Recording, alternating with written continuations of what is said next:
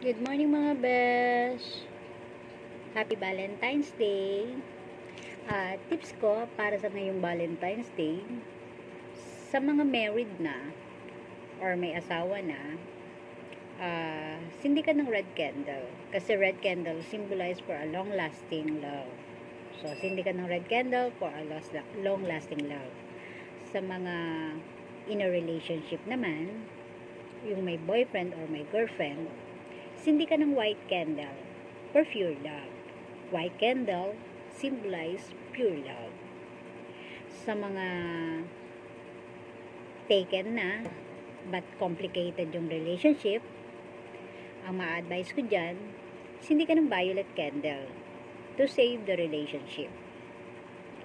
At sa mga loveless naman o zero ang love life, ang best na may advice ko is magsindi ka ng katol para di ka lamukin.